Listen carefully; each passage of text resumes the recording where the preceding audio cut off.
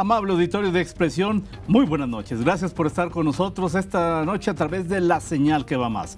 Hoy platicaremos con una gran periodista de muy amplia trayectoria, Leti Medina. Leti, ¿cómo estás? Buenas noches. Muy bien, muy agradecida, Mario. Al contrario, Leti. Haberme invitado. Muchas gracias. Oye, pues ya eres muy joven, pero ya tienes muchos años de experiencia en la reporteada, en la conducción de televisión, en la conducción de radio. ¿Dónde inicias tu carrera?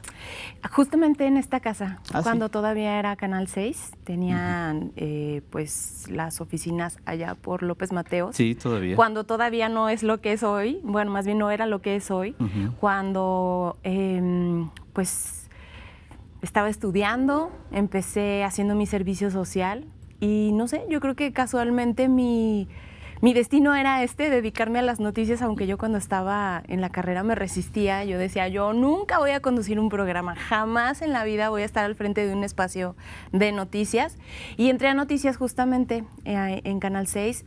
Mi jefe era Luis Fernando Ramírez, a quien le mando un abrazo muy grande porque de él aprendí muchísimas cosas. Muy dedicado y muy en lo suyo siempre. Luis Mis Fernando. respetos para él. Yo me acuerdo, un programa muy temprano, empezaban creo que a las 7 de la mañana, si no es que 6:30, y desde antes él estaba ya ahí y se iba hasta que terminara el último espacio de noticias a dejar las agendas para los reporteros. Entonces, pues me mandaron a hacer el servicio social ahí con él y pues empecé a trabajar, aprendí muchísimo de él. La verdad es que muy profesional, como tú dices, muy dedicado, hacía muy ameno el ambiente ahí en el trabajo. Estaban de reporteros varios de mis compañeros en la carrera y bueno, pues yo los veía cómo andaban, pues ahora sí que en friega, Mario, la verdad es que esta es una profesión en la que tienes que estar detrás de la noticia. Y las 24 horas. Las 24 horas, estaba Sharon Dávila, estaba Xochitl Quetzal Esparza, sí, claro, como reporteras. Xochitl. No sé si siguen el DIF Xochitl, le perdí la pista. Está estudiando un doctorado mira, ahí en la Autónoma de Aguascalientes, que me da mucho gusto porque a pesar del tiempo pierdes ritmo y aparte los bebés y la familia, etcétera. Entonces, pues se aventó, dijo, voy a renunciar al DIF y me voy a poner a estudiar y está estudiando una maestría. Qué bueno. Lorena Morales Ley, no sé si sí, te cómo acuerdas no. con ella. Sí, recuerdo Lorena. Se fue a San Luis Potosí, creo. Sí, se fue a San Luis Potosí. Sí. Y la verdad es que era un ambiente muy padre de trabajo. Había, obviamente, pues mucho que hacer. Se cubría desde muy temprano las agendas y regresaban cuando eran máquinas de escribir, Mario Luis. De esas que son de las grandotas. Sí, de las Olivetti grandotas, que tenías que pegarle Me acuerdo que Xochitl llegaba y lo primero que hacía eran los juegos, porque pues obviamente no había manera más que escribirlo y sacar con papel pasante. Sí, claro. Nos quedaban las manos negras de estar haciendo los juegos porque era uno para Luis Fernando, otro para los conductores, para máster. O sea, hacíamos como 7, eran 7 copias y de ahí se distribuían. Sí, que aparte si no le pegabas fuerte, la última no ya no se veía, la última copia ya no. Y pues empecé ahí, ahora sí que casual, porque una de las reporteras faltó ese día y yo ya tenía tiempo pues trabajando ahí con Luis Fernando y le ayudaba a hacer boletines y de pronto notitas pues cortitas y grabar y etcétera. Y entonces un día me dice, te vas a cubrir al gobernador Felipe González. Felipe. Entonces dije, va, me rifo. Y fui, ¿te acuerdas de Felipe González? Pues era un señor altísimo que te imponía muchísimo, además, bueno, pues acostumbrados a gobiernos priistas y de pronto el PAN, como que decías, wow. Entonces, Fernando Báez era mi camarógrafo. Fernando Báez, sí, también, el líder, llamado así. Y entonces, pues ahí vamos. Y me acuerdo que cuando lo vi me quedé en shock porque dije, ¿qué le pregunto? Porque no había nadie además de reporteros. Y cuando empiezas en este trabajo, pues como que vas aprendiendo de los demás. Entonces no había nadie y Fer me decía, vas mi Leti, vas. Y entonces dije, bueno, pues ya voy. Y entonces me paro así enfrente y voltea, me ve y le pregunto algo del evento. Me empieza a contestar y en eso ya llegan todos los reporteros y ya fue para mí así como un alivio porque yo dije, ¿de aquí a dónde? Y ya pues Fer pues era el que siempre me empujaba y pues de pronto si alguien salía de vacaciones o si alguien faltaba por alguna circunstancia, Luis Fernando me ponía a cubrir ahí los eventos. Ajá. Sí, que Luis Fernando, Luis Fernando, te decía que estuvo con Felipe González, pero no estuvo con Luis Armando, ahí en Comunicación Social. Exactamente, ahí también fue mi jefe, fíjate. Sí. Estuve un tiempo con Luis Armando, un año yo creo, y él estaba como director de información. Y ahí me tocó también trabajar con él, él me invitó de hecho. Oye, Leti, y luego sales a reportear esa primera experiencia con Felipe González y ya de ahí agarraste Sí, la verdad, sí. Te voy a decir que después de que salí de Rita, tuve un periodo de pues bastantes añitos, yo creo que han de haber sido como unos 8, 10 años, que estuve del área de comunicación social.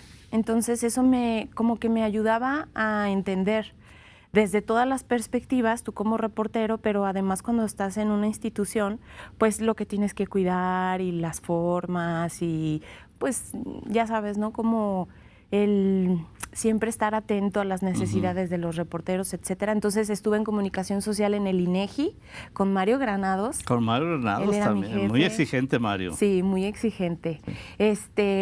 Y luego me fui a municipio en el tiempo de Ricardo Magdaleno y luego estuve en gobierno del estado con Luis Fernando. Y luego estuve un tiempito muy cortito en Radio Universal, porque fue justamente cuando empecé a buscarle por otro lado. Sí, claro. Y al mismo tiempo estaba yo mandando currículums y fue justamente en el periodo en el que Radio Universidad pasa del AM a FM y hubo por ahí algunos movimientos, entonces pues yo llevé mi currículum y me hablaron y llegué directito también a Noticias con el Güero Juárez.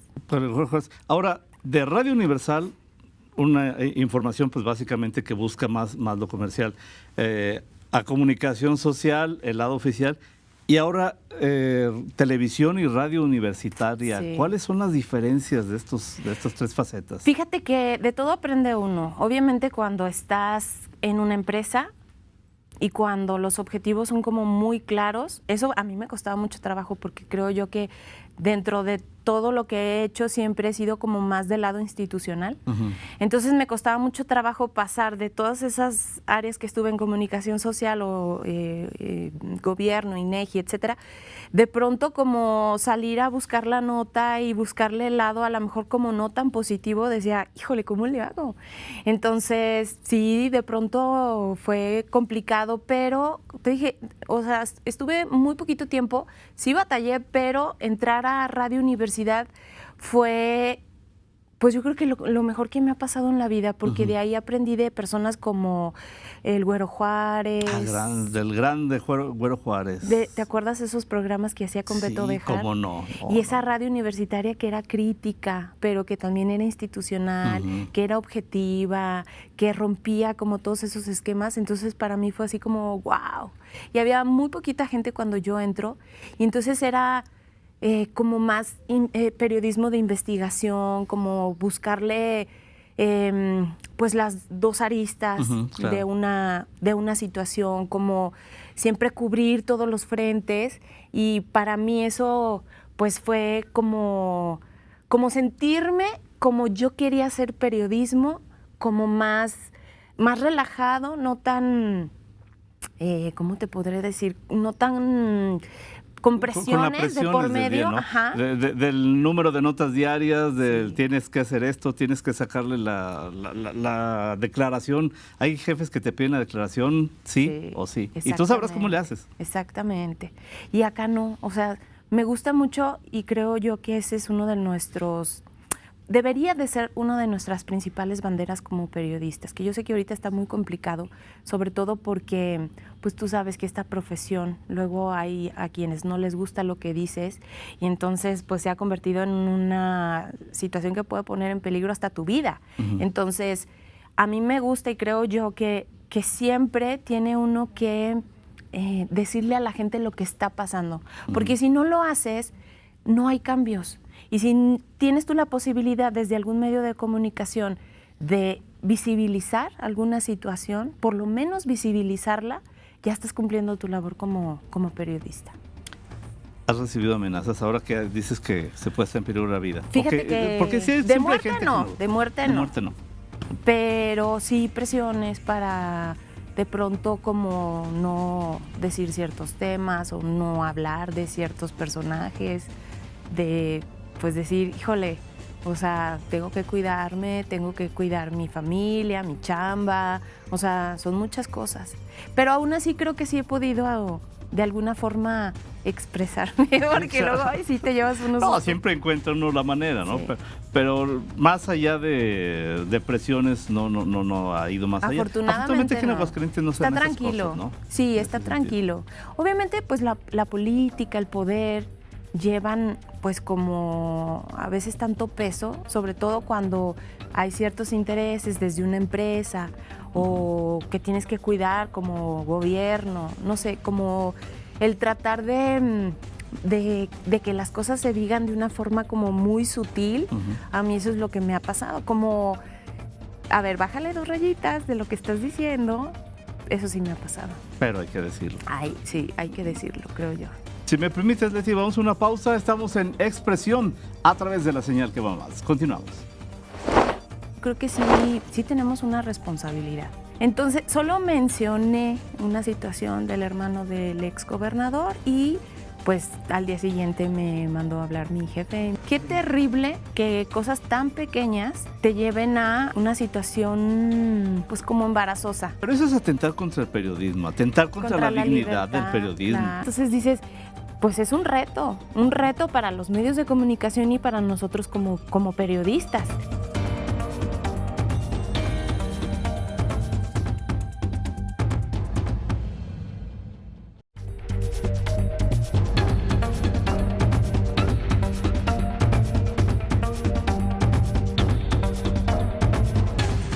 Regresamos a Expresión a través de la señal que va más con Leti Medina. Leti, pues como periodistas somos compañeros del mismo dolor. Platicamos ahorita en el corte que con sus palabras, el gobierno del estado, el anterior presionó para que te sacaran de un medio. Fíjate que sí, tristemente. Y ahorita que me decías tú en el corte que normalmente pues yo no... Sí, es que es muy tranquila, sí, es muy, como periodista muy tranquila. Pero de pronto sí hago comentarios. Por esto que te digo, o sea, yo creo que sí tenemos una responsabilidad. En gobierno del estado se cuidaban mucho como las formas y hubo un asunto que involucraba justamente al hermano del exgobernador. Entonces, cuando salgo al aire, en Quiero TV, tuve muchas enseñanzas porque había muchas carencias. Cuando yo estuve había muchas carencias, creo que ya se han ido recuperando, lo cual me da mucho gusto porque la gente que trabaja ahí es muy valiosa y creo que hay mucho talento. Pero ahí. aprendes, ¿no? Cuando haces televisión con las uñas, y a mí me pasó en los 90s, sí. Te las ingenias para que salgan las cosas. Pero bueno, perdón por la interrupción. Sí, una vez llego al Noti. Entonces estaba yo esperando que me trajeran mi guión y no llegaba y entonces era momento de entrar. Entonces lo que hacía era que buscaba información de Aguascalientes, de lo que se estaba manejando y al principio pues ahí me echaba un speech como a veces de 10 minutos, Mario, claro, para pues como dar contexto de lo que estaba pasando, de lo que íbamos a hablar, etcétera. Entonces, solo mencioné una situación del hermano del exgobernador y pues ese fue motivo suficiente de Martín, pues, para que hubiera una llamada por teléfono y pues al día siguiente me mandó a hablar mi jefe y me dio las gracias y pues me dio mucha tristeza porque dije, qué terrible que cosas tan pequeñas te lleven a una situación pues como embarazosa. Me sentí yo súper mal, por eso dije, híjole, bueno, ya dije, sí, se acabó el ciclo, vámonos de aquí. Pero más que nada la falta de apoyo, ¿no? Y me decías ahorita, en ese momento estaba Pendini. Bueno, mi caso es conocido también. Ya no estaba Pendini, estaba Jorge López. Sin embargo, es la misma línea. Es la misma línea que manejaba el exgobernador. No me gusta lo que dices. Presiono y sobre todo, ¿sabes con qué presionaba? Con los convenios publicitarios. Claro. No me corres a Leti, no hay convenio publicitario, te lo corto. Yo no sé si la situación o mi situación fue así como te pasó a ti. Lo que sí sé es que solamente hubo una llamada directa al que entonces era director para decirle que yo había manejado mal informado a la gente porque no tenía yo pues como la investigación de lo que estaba pasando y pues ahí ya no supe qué más pasó, pero sí sé que había un convenio con gobierno del estado desde la televisora, entonces quisiera yo pensar que a mi director le dio, pues a lo mejor miedo, ¿no? De que hubiera algún problema y decidió él tomar cartas en el asunto. Eso sí lo desconozco. Pero pues al final salí. Entonces yo dije, Oye, bueno, pues ya. Pero eso es atentar contra el periodismo, atentar contra la dignidad del periodismo. Claro, y la libertad de expresión, exactamente, la dignidad de los periodistas. Porque además, luego estas presiones, y yo estoy segura que de mis compañeros habrá muchos que les habrá sucedido una situación similar. Híjole, en esas sillas no sabes cuántos me han platicado lo mismo que ni te imaginas. Sí, entonces dices, qué lamentable. A lo mejor aquí sí hubiera como más responsabilidad desde los dueños, desde los patrones, desde los directivos de las televisoras, para saber identificar cuándo efectivamente hay un riesgo y cuándo no. Y cuándo se tolera una presión y cuándo no. Porque yo conozco muchos medios aquí en Aguascalientes, desde donde se dicen las cosas como son y no hay problema hacia los periodistas. Ahorita, o sea, respetan. Pero con Martín era bastante intolerante. Es más, mira, recuerdo un caso de don Paco Gamboa, ubicas a don Paco Gamboa, que muchos años fue director del Sol. Algún gobernador, directamente el gobernador, le habló para decirle, córrame a fulano. Algo que escribió, algo que dijo. ¿Sabes cuál fue la respuesta de don Paco Gamboa? Dice, sí, cómo no, mañana mismo, pero cámbiame a fulano, sutano, perengano y X de su gabinete. Dice, si usted quiere darme órdenes aquí, yo le doy órdenes allá y están contentos. Exactamente. Por eso te digo que creo yo que también la postura de los medios tendría que ser un poquito más digna y más responsable para que la gente pues tenga confianza de que lo que se está diciendo es lo que realmente está pasando, que no hay intereses de por medio, que no hay presiones de por medio. Y yo creo que ahorita, pues obviamente es más complicado por el tema de la delincuencia organizada, que de pronto también intervienen, callan periodistas, los asesinan, etcétera. Pero por lo menos eso, Mario, o sea, visibilizar lo que está sucediendo, tener esa responsabilidad social, porque al final, pues es la gente la que decide verte o no. Claro. Y entonces, si hay un periodista que tú consideras que solamente está buscando su propio beneficio o que solamente está pues por el dinero diciendo lo que conviene, ese periodista tarde o temprano va a terminar pues sin dinero, sin credibilidad. Les pasó a periódicos nacionales. Claro. Porque era la línea que les imponía Enrique Peña Nieto.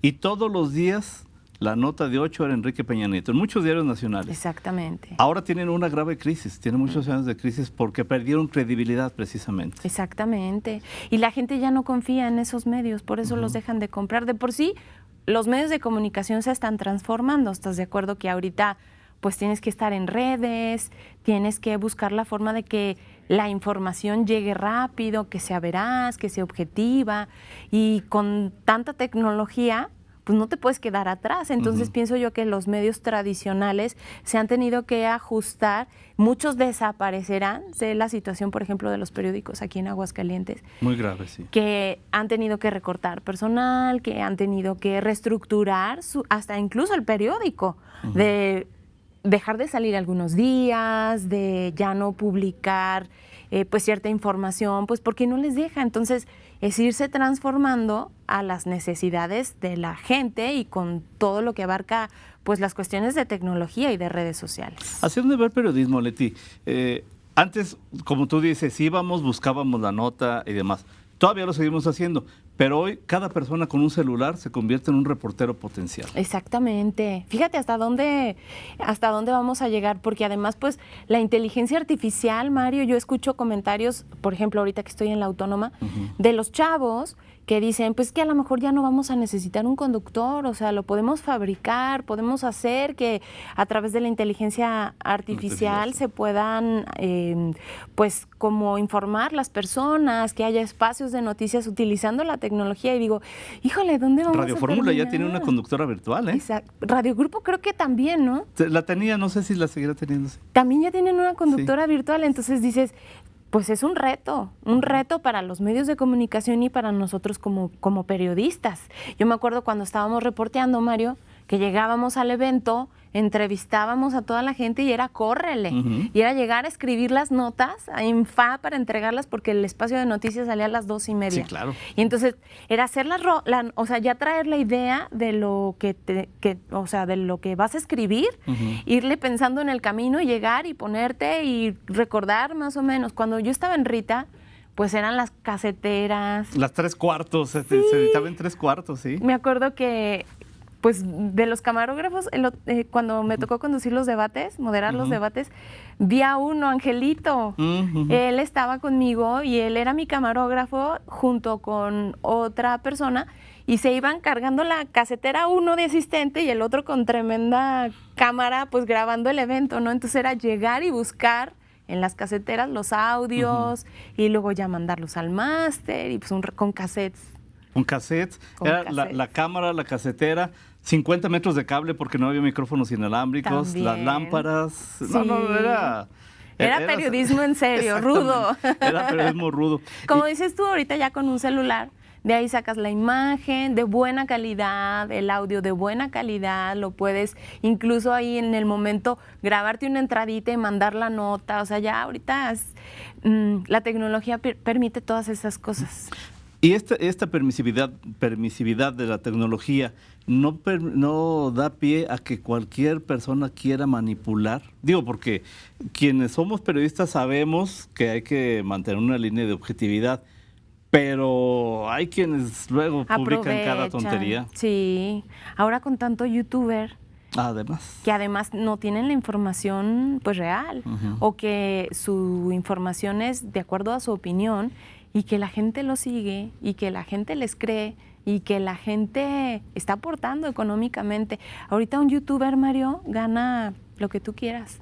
Si le va bien, te paga YouTube, no necesitas de apoyos, convenios, nada. YouTube te paga en dólares. Sí, claro. Y por eso se ha exponenciado, pero sí es un riesgo, porque ahí la gente, y también creo yo que la formación educativa tendría que igual, o sea, modificar, hacer un cambio para que la gente pueda ser más crítica, para que la gente no se quede nada más con lo que una persona dice, sino que diga, a ver, pues déjame le busco por acá o déjame le busco por allá, o que incluso pues tenga como su cuadro de medios confiables, claro, que diga, por las fake news también. Por las fake news. Tú que estás más cerca del ámbito universitario, ¿es necesario ya darle a la carrera un giro hacia el periodismo electrónico? Se lo están dando, qué Mario. Bueno. El TEC de Monterrey ya tiene periodismo electrónico especializado. Fíjate que a raíz de la pandemia, yo creo que para la Universidad Autónoma de Aguascalientes fue un sacudidón porque dices, híjole, los chavos en la casa.